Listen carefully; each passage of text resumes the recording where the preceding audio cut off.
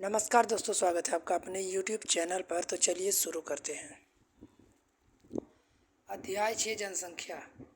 क्या आप मानव रहित विश्व की कल्पना कर सकते हैं? संसाधनों का उपयोग एवं सामाजिक तथा सांस्कृतिक वातावरण निर्माण कौन करता है? समाज अर्थव्यवस्था के विकास में मानव का महत्वपूर्ण योगदान होता है।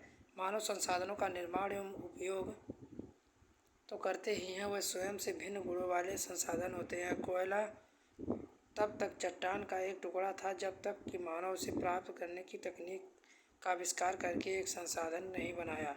प्राकृतिक घटनाएं जैसे बाढ़, सुनामी जब किसी घनी आबादी वाले गांव या शहर को प्रभावित करती हैं, तब वह आपदा बनते हैं।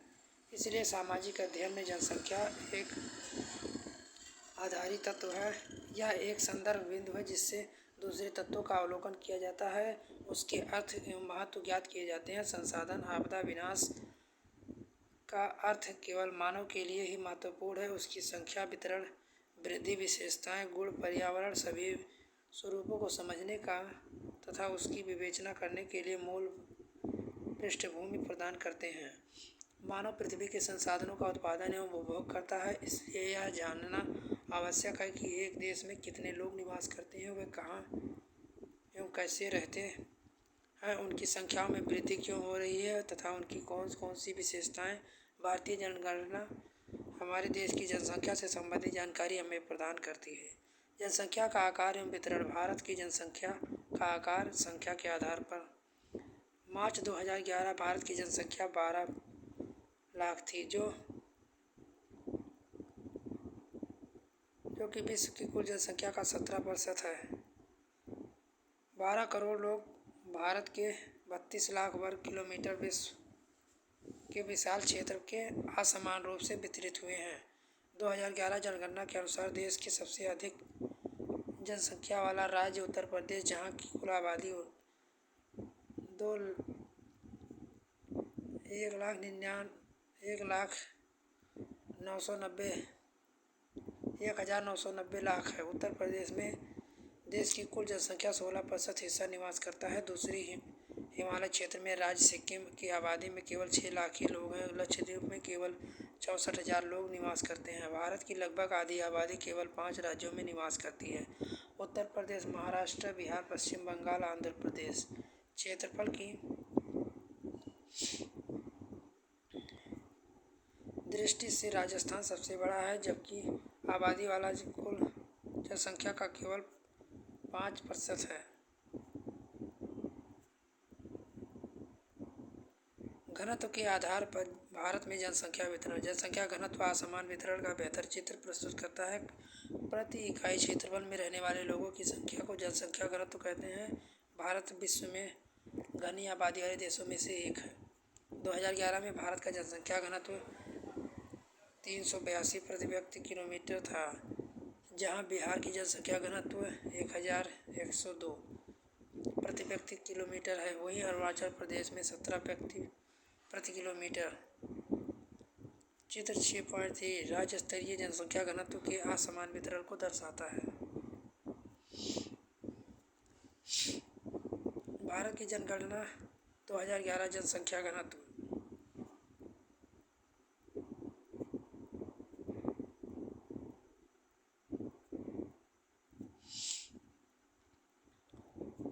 दो 250 व्यक्ति प्रति वर्ग किलोमीटर जनसंख्या घनत्व वाले राज्यों के नाम बताइए। पर्वतीय क्षेत्रों तथा प्रतिकूल जलवासीय अवस्थाएं इन क्षेत्रों में विरल जनसंख्या के लिए उत्तरदायी हैं। किन राज्य का जनसंख्या घनत्व 250 प्रति व्यक्ति किलोमीटर से भी कम है और क्यों?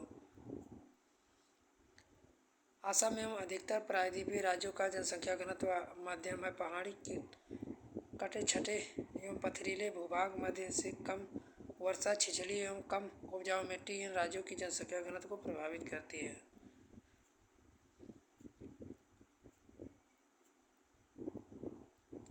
जनसंख्या वृद्धि एवं जनसंख्या परिवर्तन की प्रक्रिया। जनसंख्या एक परिवर्तनशील प्रक्रिया है। आबादी की संख्या, वितरण एवं संगठन लगातार परिवर्तन होता है। यह परिवर्तन तीन प्रक्रियाओं जन्म, मृत्यु, प्रवास, आपसी संयोजन के प्रभाव के कारण होता है। जनसंख्या वृद्धि। जनसंख्या वृद्धि का अर्थ है किसी विशेष समय अंतराल में, जैसे 10 वर्षों के भीतर, किसी देश या राज्य निवासियों की संख्या में परिवर्तन। इस प्रकार के परिवर्तन दो प्रकार के दो प्रकार से व्यक्त किया जा सकता है। पहला सापेक्ष वृद्धि, दूसरा प्रति व्यक्ति होने वाले प्रतिशत परिवर्तन द्वारा। प्रत्येक वर्ष एक दशक बड़ी जनसंख्या वाली कुल संख्या में वृद्धि का परिणाम है। पहले की जनसंख्या को बाद की जनसंख्या से घटाकर प्राप्त किया जाता है। इसे निरपेक्ष वृद्धि कहा जाता है। जनसंख्या की वृद्धि का दर दूसरा महत्वपूर्ण पहलू है। इसका अध्ययन प्रतिवर्ष प्रतिशत में किया जाता है। जैसे प्रति वर्ष 2% वृद्धि की दर से अर्थ है कि किसी वर्ष में मूल जनसंख्या प्रत्येक व्यक्ति 100 व्यक्तियों का पर 2 व्यक्ति की वृद्धि हुई है। इसे वार्षिक वृद्धि दर कहा जाता है। भारत की आबादी 1951 में 3,610 लाख से बढ़कर 2011 में 12,100 लाख हो गई। 1981 से वृद्धि दर धीरे धीरे कम होने लगी। इस दौरान जन्म दर तेजी से कमी आई। फिर भी केवल 1990 में कुल जनसंख्या 1,820 लाख की वृद्धि हुई थी।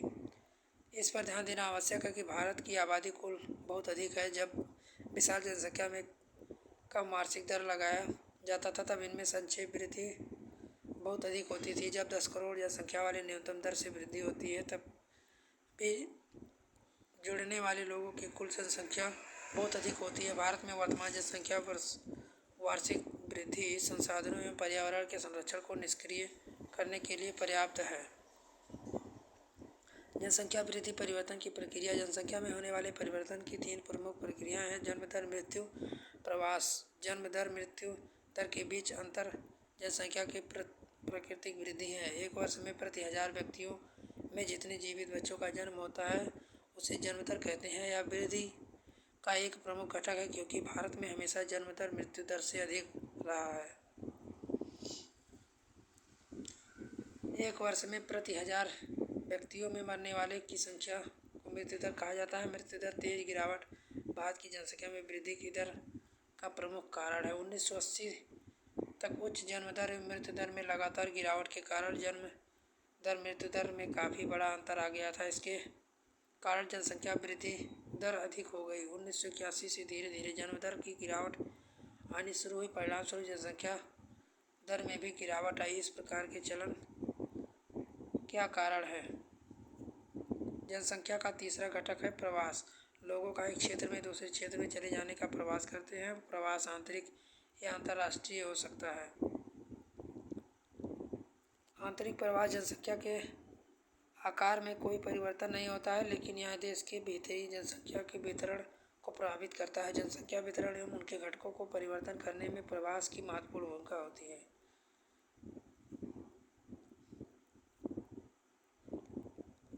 किशोर जनसंख्या भारत की जनसंख्या का सबसे महत्वपूर्ण लक्षण इसकी किशोर जनसंख्या का आकार है। भारत की कुल जनसंख्या पाँचवा भाग है। किशोर प्रायः 110 में से 19 वर्ष की आयु वाले वर्ग के हैं। ये भविष्य के सबसे महत्वपूर्ण मानव संसाधन है। किशोरों के लिए पोषक तत्वों की आवश्यकताएं बच्चों व वयस्कों से अधिक होती हैं। कुपोषण से इनका स्वास्थ्य खराब व विकास अवरोधक हो सकता है, परंतु भारत में किशोरों को प्राप्त भोजन पोषक तत्व पर्याप्त होते हैं। बहुत सी किशोरी बालिकाएं रक्तहीन से पीड़ित होती हैं। विकास की प्रक्रिया में उनकी समस्याओं का पर्याप्त ध्यान नहीं दिया जाता है। किशोर लड़कियों को अपनी समस्याओं के प्रति संवेदनशील बनना चाहिए। शिक्षा के प्रसार तथा इसके सुधार के द्वारा इन समस्याओं के प्रति जागरूकता बढ़ाई जा सकती है। राष्ट्रीय जनसंख्या नीति। परिवारों के आकार को सीमित रखकर एक व्यक्ति स्वास्थ्य कल्याण को सुधारा जा सकता है। इस तथ्य को ध्यान रखते हुए भारत सरकार ने 1952 में एक व्यापक परिवार नियोजक कार्यक्रम को प्रारंभ किया। परिवार कल्याण मंत्रालय जिम्मेदार तथा सुनियोजित पितृ को बढ़ावा देने के लिए कार्यरत है। राष्ट्रीय जनसंख्या नीति 2000 कई वर्षों के नियोजित प्रयासों का परिणाम है। राष्ट्रीय जनसंख्या नीति 2014 वर्ष से कम आयु के बच्चे निःशुल्क शिक्षा प्रदान करने, शिशु मृत्यु दर को प्रति 1000 में से 30 से कम करने, व्यापक स्तर पर टीका रोधी बीमारियों से बच्चों को छुटकारा दिलाने, लड़कियों की शादी कम उम्र में बढ़ाने के लिए प्रोत्साहित तथा परिवार नियोजन एक जन केंद्रित कार्यक्रम बनाने के लिए नीतिगत ढांचा प्रदान करती है। अभ्यास। शब्दावली।